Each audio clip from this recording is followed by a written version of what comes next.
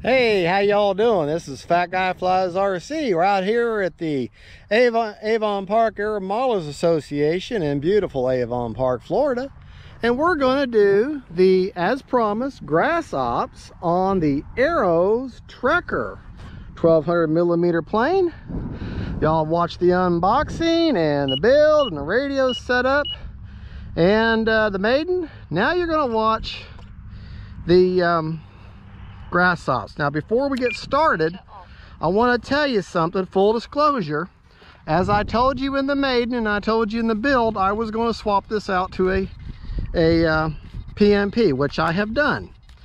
Now if you look up in there, I have an AR410 antennaless receiver hooked up to the Vector, which I have not moved, and the exact same wires that plugged into the original Arrows receiver went right into the AR410, just like it did. The only just like it was on the original receiver. The only exception is, and you need to understand this, that if you use a 4-channel receiver, which that is, the default setting on the Vector is only their dynamic, which is AS3X or wind mitigation, and you'd have to power the Vector by putting it into your data or receiver port or your bind port on that 4-channel receiver, because your other channels are going to be used up for your control surfaces and throttle. So understand that. So if you want to be able to use all 3 levels, which is the stability, the direct, and the dynamic, you're going to have a 6-channel receiver, and you'll plug the sbus into the channel 5, or what would be your gear or retract channel, and then program that onto a switch onto your computerized transmitter. Otherwise, if you use a 4-channel receiver, then you will have to forego the use of stability or direct, and you only get the wind mitigation or AS3X. So as long as you understand that, I have also changed the control surfaces from the trainer mode, which was the least amount of movement, to the most amount of movement. I got the most amount of deflection I can possibly get. And what that is when on the control surface itself, like see the rudder there, see the rudder move? I've moved the arm all the way in closest, and then where it connects to the servo arm, it's on the farthest hole out. That's how you get the maximum amount of deflection. So this plane will be as aerobatic as it possibly can be. All right, motor on. We got our timer set for 5 minutes. I'm running a 2200 3S. Well, that was completely uneventful there.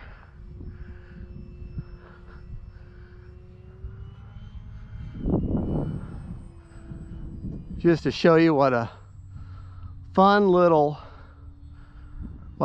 little trainer plane is capable of.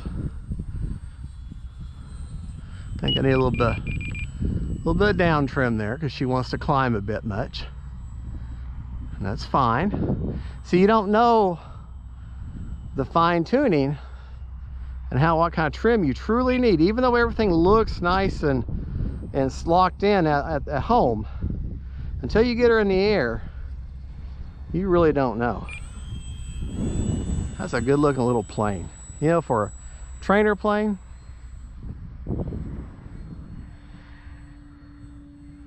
There's a little bit of a knife edge there, not much of one. So let's see if we can't, see if I can't land this little bad boy. And we're going to land on the grass, provided I can. So hold on. I want you to be able to see it better.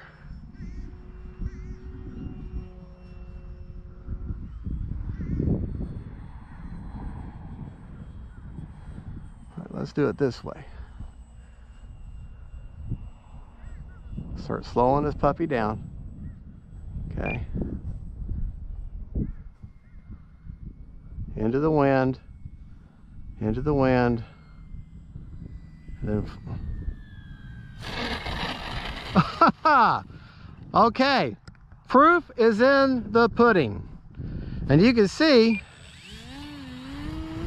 the grass is not exactly all that level. It has been cut, but it's been cut for field level, not necessarily like a driveway or, you know, a real nice golf course. This is fairly rough grass. So as you can see, look at the front wheel and see, you can see how much the wheels are sitting down into the grass.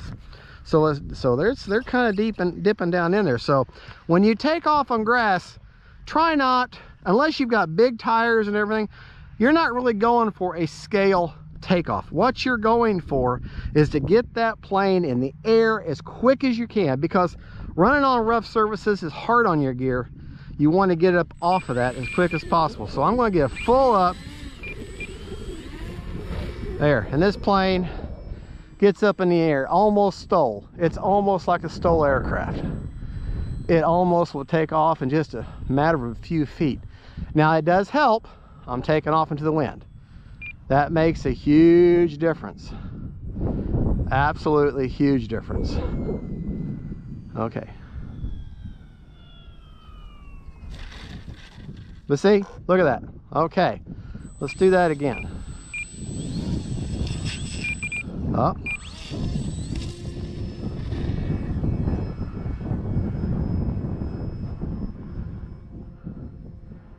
Fly inverted all day. Time remaining 3 minutes. Not bad at all. I'm running a 2200. I've got it all the way forward. Okay. All the way forward against the firewall. And then I took the one, I only have that one middle strap, the very front strap when you open the canopy or the battery hatch.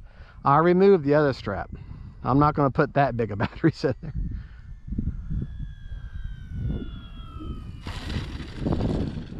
There we go. So there is our proof in the pudding. That's 2 takeoffs and 3 landings. Well, 3 takeoffs, 3 takeoffs, 3 landings, all in the grass. And so that's there you go, folks. I think that's more than enough to show that she can handle grass no problem. Let's see if we can't get a decent runway takeoff out of her. Now, if you're going off on a runway, then you can afford to be a little more scale, a little more. And see, got a decent roll rate with her, with the putting them ailerons at maximum deflection.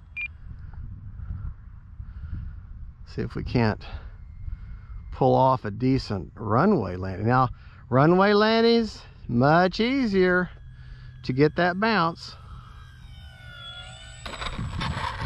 And I didn't bounce. Okay. I didn't bounce. Sorry. I said it's gonna bounce. It didn't bounce. One thing I would do, or I'm gonna do, is that plane is, I mean, I can't remember. Does it have markings underneath the wings? No, little bitty ones. Little on the front leading edge, there's some little markings there. That makes it kind of harder to see. Well, there are, you can't see the markings that well. So I think what I'm going to do is put me a nice black stripe on about maybe 3/4 of the way out on one wing, and then a nice more scale stripe on the rudder, on the elevator. All right, hey, as Pilot Ryan would say, stick it monkey pants, right? All right, yeah, don't turn too quick. Tricycle gear, you have a tendency to kind of edge over one more. Well, you know what, we still got 1 minute and 39 seconds. Why don't we see if we can't get some really nice flybys? How about that? Everybody likes flybys.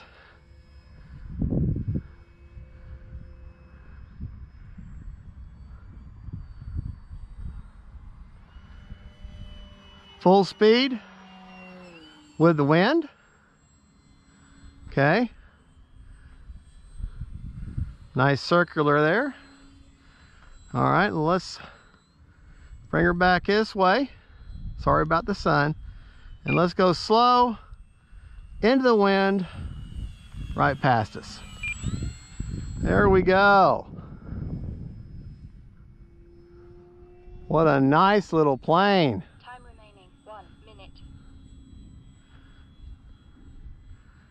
All right, we'll land this way. I don't even remember which way I landed last time. I think it was this way. All right.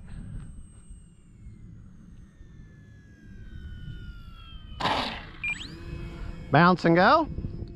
I ain't gonna lie, that was a mistake. That was going to be a landing, but it was too bouncy, so I powered right back out of it. Which, you know, it's nice being able to do that. Have enough power to be able to power right back out.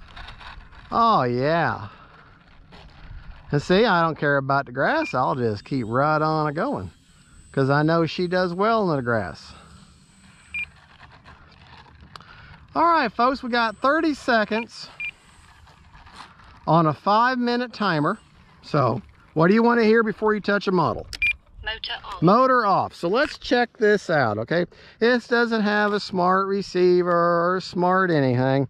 The only thing smart in this is the Vector and the Smart 2200. Now I ran 4.5 minutes on a 2200.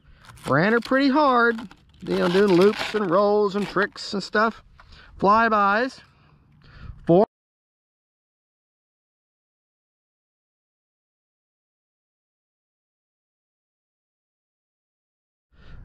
Anyways, folks, like I said, we had 46% left on the battery on a 2200.